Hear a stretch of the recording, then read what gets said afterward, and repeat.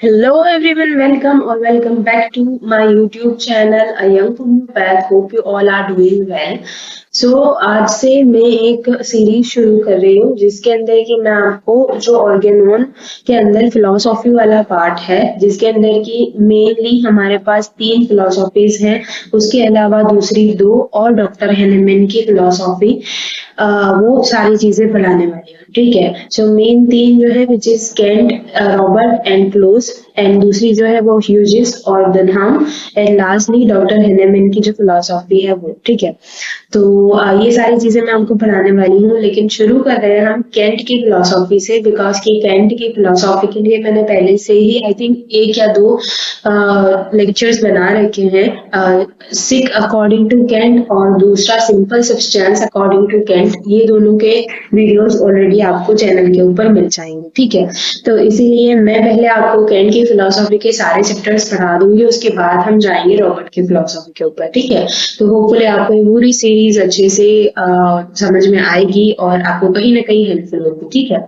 और सारी जो वीडियोस होंगे, इवन तो ये दोनों भी जो वीडियोस हैं वो मैंने नोट्स की हेल्प से पढ़ाए हुए हैं, तो ये नोट्स जो है वो आप अपने एग्जाम के लिए भी यूज कर सकते हो। ठीक है। एग्जाम में जो आंसर लिखने होते हैं वो सेम आप इस तरीके से आंसर भी लिख सकते हो। दूसरी चीज, इसको शुरू करने से पहले मैं आपको बता दूं कि फिलोसॉफी को लिखने का एक तरीका होता है। फिलोसॉफी जब आप लिखते हो तो आपको कुछ प्रेजेंटेशंस डिफरेंट करनी होती हैं, जिससे कि आपको ज्यादा मार्क्स मिल सके। ठीक है। ये चीज मैं खुद यूज करती थी और मेरे अच्छे खासे मार्क्स भी आते थे। ठीक है। तो जैसे किस तरीके से उसका प्रेजेंटेशन करना है वो बता देती हूँ। जैसे हम आज पढ़ने वाले हैं लॉ ऑफ इंडिविजुअलाइजेशन, तो आपने सबसे पहले यहाँ पर एक मतलब कि आपका पूरा का पूरा जो क्वेश्चन है वो लिख देना है। मतलब कि जो लॉ ऑफ इंडिविजुअलाइजेशन है वो आपने यहाँ पर बीच में लिख देना है। उसके नीचे आपने अलग से इस तरीके से बनाकर लिखना है क्या, जो केंट की फिलोसॉफी है, उस बुक का नाम, विच is a lecture on the homeopathic philosophy by doctor Kent. ठीक है। तो इस तरीके से उस बुक का नाम लिखना है। देन उसके बाद आपने आगे उसके नीचे लिखना है कि this particular point is explain in Kent philosophy chapter number 30। ठीक है। तो इस तरीके से लिख के फिर आपने आगे ये जो सारी चीजें हैं उसको लिखना है। ठीक है। तो ये एक प्रेजेंटेशन का वे होता है फॉर द फिलोसॉफी। ठीक है। तो वो बोले आपको कुछ नई चीज सीखने को मिलेगी। शुरू करते हैं। This is explain the aphorism number 118 and some other aphorisms. ठीक है। तो ये जो एक पर्टिकुलर चैप्टर है केंट फिलोसॉफी के अंदर, उसके अंदर जो केंट है उन्होंने जो एफोरिज्म नंबर 118 है ऑर्गेनन ऑफ मेडिसिन का, और दूसरे 119 है, 120 है, 122 है, वो सारे एफोरिज्म अपने तरीके से समझाए हैं। ठीक है। और इसके अंदर जो आपको क्वेश्चन आ सकता है वो कुछ इस तरीके से भी आ सकता है कि what is the individualization according to Kent. ठीक है। सेम चीज आपने लिखनी है इसके अंदर। सेकेंड थिंग के ऊपर आते ही important point to consider during the anamnesis. उसके पहले ये समझ लेते हैं एलिमिनेसिस क्या होता है। तो anamnesis is just meaning the recalling. ठीक है। रिकॉल दैट मीन्स कि जब क्रॉनिक केस के अंदर पेशेंट आपके पास आता है तो वो बहुत सारी चीजें भूल भूल क्या होता है, बिकॉज कि उसको बहुत टाइम से ये वाली कंप्लेन है। तो उसके लिए आपने उसको कुछ ऐसे क्वेश्चंस पूछने होते हैं जिससे कि वो जो पुराने सिम्टम्स है उसको भी याद कर सके, विच इज एलिमिनेसिस। ठीक है। तो यहाँ पर डॉक्टर केंट बता रहे हैं कि कुछ ऐसे पॉइंट्स हैं जो कि आपको एलिमिनेसिस करते टाइम, मतलब कि आपके पेशेंट को उसके पुराने सिम्टम्स याद दिलाने के टाइम के ऊपर याद रखने हैं। तो वो कौन से पॉइंट है according to doctor Kent, there are the 3 things should be considered. The first thing which is a comparison. ठीक है। दूसरी चीज है individualization, and the third thing which is a different in the nature of the things. ठीक है। तो 3 चीजें। सबसे पहले कंपैरिजन, दैट मीन्स कि आप ऐसा नहीं करोगे कि 2 पेशेंट को एक दूसरे के साथ कंपेयर कर दोगे। वहां से ही चीज आती है individualization. Individualization that means in the homeopathy we consider that कि एवरी इंडिविजुअल इज सेपरेटेड और इज लाइक कि वो एक दूसरे इंडिविजुअल से अलग है। ठीक है। ये मानते हैं, which is individualization. And third thing है different in the nature of the things, मतलब कि जो एक इंडिविजुअल है, जैसे मैं हूँ तो मेरे लिए चीजों को चीजों का नेचर अलग है, और आप हो तो आपके लिए चीजों का नेचर अलग है। आप अपने तरीके से चीजों को समझते हो, मैं अपने तरीके से चीजों को समझती हूँ, ठीक है। तो वो ये तीन चीजें अकॉर्डिंग टू डॉक्टर केंट हमें एन्यूलियसिस करते टाइम ध्यान में रखनी है। अब अकॉर्डिंग टू डॉक्टर केंट, अब ये जो हमने तीनों पॉइंट देखे उसका ही थोड़ा सा डिस्क्रिप्शन मैंने यहाँ पर लिखा हुआ है, ठीक है। तो आप एज अ कंपैरिजन करके भी यहाँ पर हेडिंग लगाकर ये सारी चीजें लिख सकते हो। So we must compare the symptom picture of the different medicine. That means कि जो हमारी हम इंडिविजुअलाइजेशन करते हैं, ठीक है। तो मैंने आपको क्या बोला कि हम एक का जो पेशेंट है उसके ऊपर इंडिविजुअलाइजेशन करेंगे कि एक इंडिविजुअल एक पेशेंट दूसरे पेशेंट से अलग है। सेम थिंग आपने मेडिसिन के साथ भी करनी है। जो वेटिका मेडिका में जितनी भी मेडिसिन है उसके अंदर से बहुत सारी ऐसी मेडिसिन है जिनका की इफेक्शन जो है वो जीआईटी के ऊपर है, जिनका की इफेक्शन पर्टिकुलरली स्टमक के ऊपर है, पर्टिकुलरली लीवर के ऊपर है, लेकिन वो दोनों मेडिसिन सेम नहीं हो सकती, ठीक है। वहां पर भी आपको इंडिविजुअलाइजेशन करना है। वो आप कैसे करोगे कि symptom picture of the different medicine को आपको कंपेयर करना है। तो जैसे ही आप कंपेयर करने जाओगे तो आपको बहुत सारे ऐसे पॉइंट्स मिलेंगे जो कि कंपैरिजन में आते हैं, लेकिन एक या दो सिम्टम ऐसे होंगे जो कि इस कंपैरिजन के अंदर नहीं आते, ठीक है। तो वो दोनों सिम्टम्स के अकॉर्डिंग, वो दोनों सिम्टम को ध्यान में रखते हुए आप दोनों मेडिसिन को डिफर करोगे, ठीक है। This is individualisation. For example, which is the similar to other medicine and dissimilar to other medicine, ठीक है। तो आपने क्या किया, मैंने यहाँ पर आपको बोला कंपेयर करना है, तो कंपैरिजन के अंदर आपको इतने पॉइंट्स मिले, और डिसिमिलर मतलब कि ये इसके कंपैरिजन में नहीं आते, ठीक है। तो उसके लिए भी आपको कुछ सिम्टम मिल गए। We study the medicine to know which way they match in and which way they differ from another, ठीक है। help in the selecting of the most similar medicine for the case in the individualization, ठीक है। तो मतलब कि ये करने का हमारा मतलब क्या था, दोनों मेडिसिन को अलग करने का मतलब क्या था, लाइक के ये सब करके हमको क्या मिलेगा। तो ये सब करके आप अपने केस के रिलेशन के अंदर, अपने केस के लिए आप एक सिमिलर मेडिसिन को, सिमिलिमम जिसको हम बोलते हैं, उसको सिलेक्ट कर पाओगे, ठीक है। बिकॉज कि हमने सबसे पहले तो क्या किया, हमने दो पेशेंट को बोला कि एक नहीं है, ठीक है। हमने एक पेशेंट को एक स्पेशल पेशेंट बना दिया। अब उसी स्पेशल पेशेंट के लिए आपके पास मटीरिया के अंदर एक स्पेशल मेडिसिन होगी, आपने वही मेडिसिन प्रिस्क्राइब करनी है, विच इज अ सिमिलिबस क्यूरेंटर, ठीक है। तो उसी के लिए आपको कंपैरिजन करना इज इम्पोर्टेंट, ठीक है। तो ये हो गया कंपैरिजन।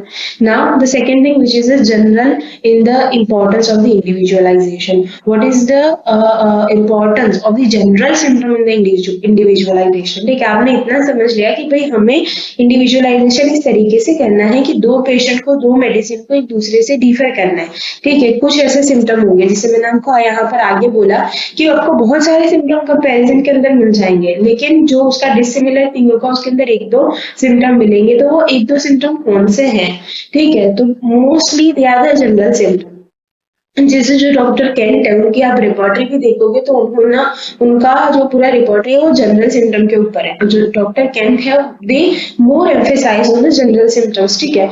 और उन्होंने इस वाले, उनका जो फिलोसफी उसके अंदर यही चीज बताई है कि बहुत सारे, भले ही आपको सिम्टम जो है, जो नॉर्मल सिम्टम्स है वो सिमिलर मिल रहे होंगे, लेकिन अगर एक या दो जनरल सिम्टम आपको मिल रहे हैं जो कि दोनों मेडिसिन के अंदर डिफरेंट है, ठीक है, तो वो दो सिम्टम ही लीड करेंगे कि आपको कौन सी मेडिसिन आपके पेशेंट को देनी है। बिकॉज कि उन दोनों सिम्टम के अंदर से जो सिम्टम आपके इंडिविजुअल के अंदर, आपके पेशेंट के अंदर आ रहा है, आप वही मेडिसिन प्रिस्क्राइब करोगे, ठीक है। एक यहाँ पर एग्जांपल है, आप उससे ज्यादा अच्छे से समझ पाओगे इस चीज को, लाइक सेपिया एंड द नाइट्रोम्यूर, ठीक है। तो सेपिया जो है वो चेरी है और नाइट्रोम्यूर जो है वो हॉट है। जो सेपिया है वो थर्स्टलेस है, वेदर द नाइट्रोम्यूर इज थर्स्टी। तो ये क्या होगा, ये एक जनरल सिम्टम है, ठीक है। लेकिन जब आप सेपिया का फीमेल पढ़ोगे, नाइट्रोम्यूर का फीमेल पढ़ोगे, तो it is most likely similar, ठीक है। आपको बहुत सारे ऐसे पर्टिकुलर सिम्टम्स, जैसे हम लिखे ना पर्टिकुलर सिम्टम्स, पर्टिकुलर सिम्टम हम किसको बोलते हैं, जो कि एक पर्टिकुलर सिस्टम के ऊपर, पर्टिकुलर ऑर्गन के रिलेशन के अंदर होता है। तो यहाँ पर मैंने आपको सेपिया और नाइट्रोम्यूर बोला है, तो यू विल थिंक अबाउट कि सेपिया और नाइट्रोम्यूर तो हम ज्यादा फीमेल के अंदर देते हैं। तो आप जब उसके फीमेल सिम्टम देखोगे तो आपको बहुत सारे सिमिलर सिम्टम मिलेंगे, ठीक है। तो वो जो सिमिलर सिम्टम्स हैं वो कौन से पर्टिकुलर सिम्टम्स है। लेकिन sepia is chilling, natrum mur is hot. अगर आपका पेशेंट हॉट है then you will go with the natrum mur. अगर आपका पेशेंट थर्स्टी है then you will go with the natrum mur. अगर आपका पेशेंट चिली और थर्स्टलेस है then you will go with the sepia. ठीक है, तो ये क्या हो गया, ये हो गया individualization. Differentiate them based on the general symptoms. ठीक है, तो इसको हमने जनरल सिम्टम बोल दिया। So general symptoms are the important for the individualization and Kent emphasize more on the general symptom, जो मैंने आपको आगे बताया। According to Dr. Kent, there are the many number of the particular symptoms। ठीक है, आपको नाइट्रोम्यूर और सेपिया के अंदर बहुत सारे particular symptoms मिलेंगे which are similar to many medicine, but the single strong general symptom rule out the indication of the remedy out of many. मैंने आपको आगे ही समझाया कि आपको बहुत सारे भले ही पर्टिकुलर सिम्टम सिमिलर मिल रहे हो, at that time you will confuse कि मैं मेरे पेशेंट को सेपिया दूं या नाइट्रोम्यूर दूं। ठीक है, लेकिन अगर आपको ये चीज ध्यान में है कि उसके जनरल सिम्टम मुझे देखने हैं और उसके जनरल सिम्टम आपके पेशेंट से मैच कर रहे हैं, तो आपके लिए जो प्रिस्क्रिप्शन है वो बहुत इजी हो जाएगा। ठीक है, इफ द जनरल अग्रीज, जो मैंने आपको आगे बताया, अगर आपका पेशेंट हॉट है और थर्स्टी है दैट मीन्स कि जो आपका जनरल सिम्टम है वो अग्री कर रहे हैं, then medicine can be cure those symptoms which will not produce during the drug probing, right। तो कभी कभार ऐसा भी होता है कि आपने नाइट्रोम्यूर सिर्फ इसीलिए प्रिस्क्राइब कर दी बिकॉज कि उसको फीमेल सिम्टम्स थे और वो थर्स्टी थी और हॉट थी आपकी पेशेंट। ठीक है, लेकिन उस वक्त क्या हुआ, आपने अपना मेडिसिन जो है प्रिस्क्राइब कर दिया, आपको लगा ये बिल्कुल सिमिलिमम है। ठीक है, तो अब एट दैट टाइम क्या होगा कि पेशेंट जब वापस आएगा तो वो बोलेगा कि मुझे तो दूसरे भी कुछ सिम्टम्स थे ना, वो भी क्योर हो गए। ठीक है, वो जो सिम्टम्स है वो पेशेंट ने आपको नहीं बताए थे बट स्टिल वो क्योर हो गए। क्यों? बिकॉज कि आपकी जो मेडिसिन है वो सिमिलर थी, सिमिलिमम थी, सिमिलिया सिमिलिबस के लॉ के ऊपर वो बेस्ड थी। ठीक है, इसीलिए उसने उस सिम्टम को भी क्योर कर दिया जो कि पेशेंट ने आपको नहीं बताए थे। ठीक है, तो यहाँ पर एक एग्जांपल दिया हुआ है, prolapse of the uterus during menses which is cured by lycopodium. ठीक है, तो लाइकोपोडियम की जब आप पढ़ोगे तो लाइकोपोडियम आपको इतना ज्यादा नहीं मिलेगा उसके अंदर की prolapse of uterus during menses. ठीक है, बहुत कम बुक के अंदर आपको ये सिम्टम मिलता है। बट स्टिल जब आपका पेशेंट को लाइकोपोडियम चाहिए, आपका पेशेंट जो है वो बिल्कुल सिमिलिमम वहां पर सिम्टम्स लेकर आ रहा है और आपने उसको लाइकोपोडियम दी, तो उसका ये कंप्लेंट भी दूर हो जाएगा। ठीक है, उसका आगे चलते हैं, study the particulars can not help us in the individualisation. अब यहाँ से कंक्लूजन डॉक्टर कैंटन ने निकाला है कि सिर्फ जब आप पर्टिकुलर की स्टडी करते हो, ठीक है, तो आप इंडिविजुअलाइजेशन नहीं कर पाते हो। Not only the generals but the strange and rare symptoms are also helpful for the individualization. जैसे हमने ऊपर इतनी ज्यादा बातें करी तो उसके अंदर से हमको क्या पता चला, एक चीज पता चली कि जो पर्टिकुलर्स है वो हमको सिर्फ और सिर्फ मेडिसिन को समझने के काम में आता है। दूसरी चीज हमको ये पता चली कि अगर एक जनरल भी आपके पेशेंट के साथ सिमिलिमम है तो you will go with that particular medicine. ठीक है, तो जनरल हमको हेल्पफुल रहेगा। उसके अलावा आगे कैंसर ने बोला है कि दूसरे भी सिम्टम होते हैं लाइक स्ट्रेंज और रेयर सिम्टम्स। जैसे ये लाइकोपोडियम वाला हमने सिम्टम देखा तो ये स्ट्रेंज और रेयर सिम्टम्स है। ठीक है, आपने अभी तक लाइकोपोडियम जो है वो या तो मेल के रिलेशन में पड़ी होगी या तो वार्ड्स के रिलेशन में पड़ी होगी। ठीक है, या फिर तो स्किन एलिमेंट्स के रिलेशन में पड़ी होगी, मेंटल के रिलेशन में पड़ी होगी। ठीक है, लेकिन आपने कभी फीमेल के रिलेशन में, खास करके ये सिम्टम की prolapse of the uterus during menses, ये चीज बहुत कम लोगों ने पड़ी हुई होती है। So these are the strange and rare symptoms. ठीक है, तो उस तरीके के स्ट्रेंज एंड रेयर सिम्टम्स भी हमको इंडिविजुअलाइजेशन करने में हेल्पफुल करते हैं। So what are the strange and rare symptoms? They are the unique one for the one particular remedy and not found in other remedies. ठीक है, फॉर एग्जांपल जैसे lycopodium की हम बात करें तो लाइकोपोडियम का red sand in the urine, ये उसका एक बहुत पर्टिकुलर सिम्टम है और बहुत ऐसा सिम्टम है कि दूसरी मेडिसिन में नहीं मिलता है। तो ऑफकोर्स अगर आपके पेशेंट के अंदर वो चीज आ रही है, red sand in the urine है, तो आप डेफिनेटली उसको लाइकोपोडियम दोगे विच इज अगेन सिमिलिया सिमिलिबस। ठीक है, उसके आगे चलेंगे एफोरिज्म नंबर के कुछ रिलेशन के अंदर बातें हुई है। लाइक एफोरिज्म नंबर 118 जो है वो क्या बोलता है कि each medicine produce the particular effect on the body of a man and no other remedy can be can be create any that are precisely similar. That means कि जो symptoms lycopodium cause कर सकता है वो symptom नाइट्रोम्यूर cause नहीं कर सकता। जो सिम्टम्स सेपिया कॉज कर सकता है वही सिम्टम नाइट्रोम्यूर कॉज नहीं कर सकता। ठीक है, तो इसका इस पूरे एफोरिज्म का मतलब यही है कि एक पर्टिकुलर मेडिसिन है उसके जो बहुत ज्यादा अच्छे वाले ऐसे सिम्टम्स हैं जो कि उस मेडिसिन को वो मेडिसिन बनाता है, विच इज इंडिविजुअलाइजेशन। ठीक है, तो वही सिम्टम दूसरी कोई मेडिसिन नहीं बना सकती। ठीक है, that means no two medicine are exactly similar effect on the human body। that means कि ऑफकोर्स वही चीज है ना, इसीलिए तो हम इंडिविजुअलाइजेशन करते हैं कि दोनों मेडिसिन सेम सिम्टम्स प्रोड्यूस नहीं कर सकते in the human body. Each medicine is differ from the other as a humans are differ from the other. ठीक है, यहाँ पर वही बात आ गई कि no two medicine and no two persons are alike. ठीक है, पूरा इतना जो एफोरिज्म नंबर 118 है उसका आप सिर्फ यही एक सेंटेंस से समझ जाओगे। ठीक है, so there is no idea of the substitute और the replacement in the homeopathy.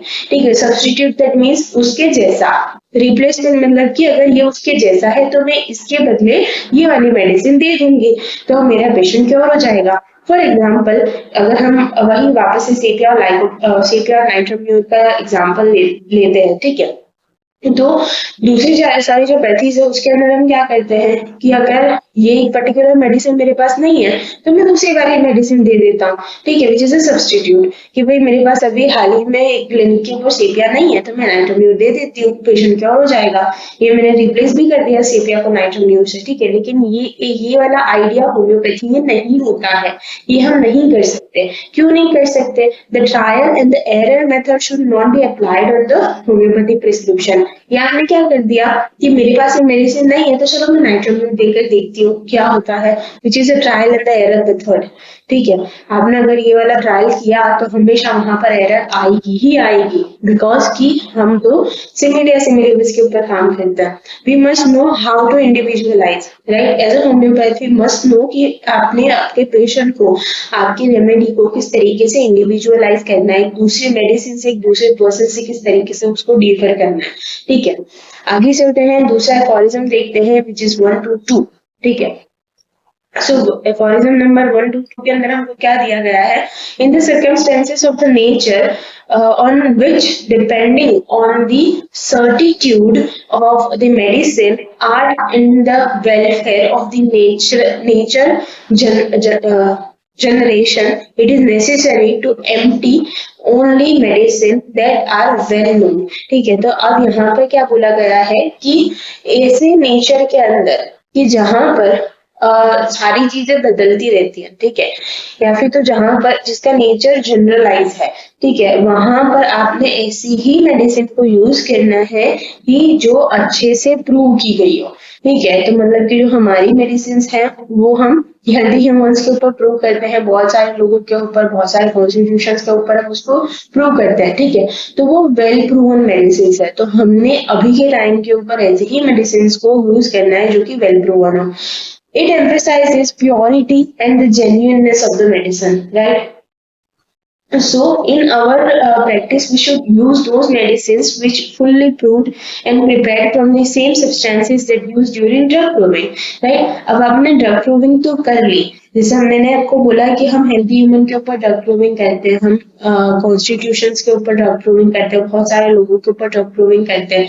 लेकिन अगर आपके पास जो मेडिसिन बनकर आ रही है फ्रॉम द फार्मेसी वो उसी सब्सटेंस से नहीं बनी हुई है तो ऑफ कोर्स उसका कोई मतलब नहीं है, राइट। तो हमें कैसी मेडिसिन को यूज करना है जो कि सेम सब्सटेंस से बनी हुई हो, कि जो ड्यूरिंग ड्रग प्रूविंग जो मेडिसिन बनेगी। ठीक है, so that the history of the medicine should be studied thoroughly। ठीक है, तो जिससे कि आप ये सारी चीजों का पता कैसे लगा सकते हो, जब आप ड्रग प्रूविंग के जो सिम्टम्स थे उसको पढ़ोगे, विच is a history, right, history of this particular medicine, right. तो ये आपको बताया गया है एफोरिज्म नंबर 1 to 2 जो की बात करता है अबाउट द ड्रग प्रूविंग। ठीक है, उसके आगे चलेंगे, potentization of the medicine should be done properly of course. उसके बाद 144 एफोरिज्म के ऊपर चलेंगे। In materia medica of this nature shall be free from all the conjugation, friction, or the gratitude ascertained in it, it shall contain nothing but the pure language of the nature, the result of the careful and the faithful research। ठीक है, तो अब जो materia Medica होता है वो क्या होता है, उसकी अगर डेफिनेशन आपको पता है, दैट मीन्स कि जो मटीरिया मेडिका है उसके अंदर हम ड्रग प्रूविंग के दौरान जो हमको सिम्टम्स मिलते हैं वो एज इट इज सिम्टम्स हम एक बुक के अंदर रिकॉर्ड करके रख लेते हैं, which is a materia Medica.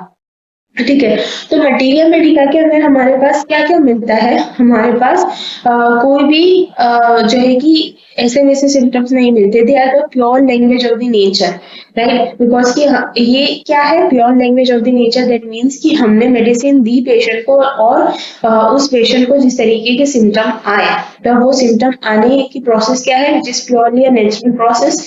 ठीक है, तो वो क्या है pure language of the nature and result is a careful and faithful research. अब अगर जो कोई प्रूवर है या फिर तो उसके साथ रहने वाला जो पर्सन है, जो फिजिशियन है जो कि प्रूविंग कर रहा है, उसने केयरफुल और फेथफुल अच्छे से रिसर्च करी हुई है, तभी जाकर अच्छे से ड्रग प्रूविंग हो सकती है। ठीक है, तो विच is a materia Medica. So materia Medica containing the pure nature, ये जो एफोरिज्म है वो आपको इसके बारे में बताता है। Aphorism number 144 sees about the drug proving again. Our materia medica contain only the result of the drug proving in the human, right?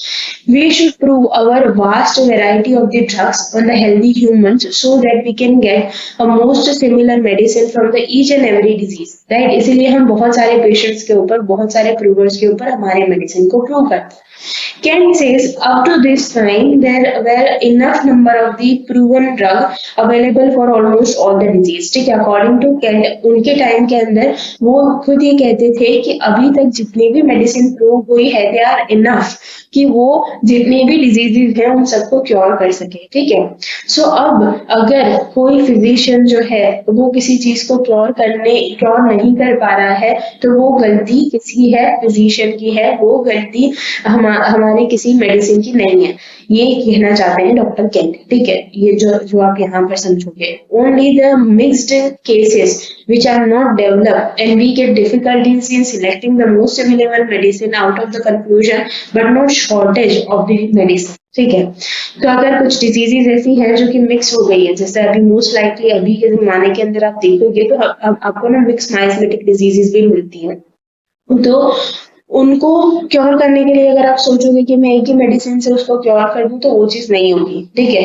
वो चीज मतलब कि वो आप उसको क्योर क्यों नहीं कर पा रहे हो, because lack of your knowledge, not the lack of the medicine. ठीक है, not the shortage of the medicine. ठीक है, ये कहना चाहते हैं doctor Kent.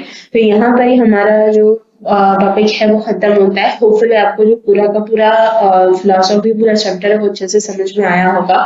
Law of individualisation, सबसे पहले जो मैंने आपको कहा उस तरीके से प्रेजेंटेशन करनी है, उसके बाद यहाँ पर कौन से एफोरिज्म को समझाया गया है वो चीज लिखनी है, उसके बाद एनिमियासिस के बारे में थोड़ी सी बातें, जनरल सिम्टम्स के बारे में थोड़ी सी बातें, और उसके बाद बस आपने एफोरिज्म नंबर 118, 122, 144 और 145 को समझाना है। ठीक है, तो ये था हमारा video about the law of individualisation. Hopefully आपको सारी चीजें अच्छे से समझ में आई होंगी and thank you so much for watching.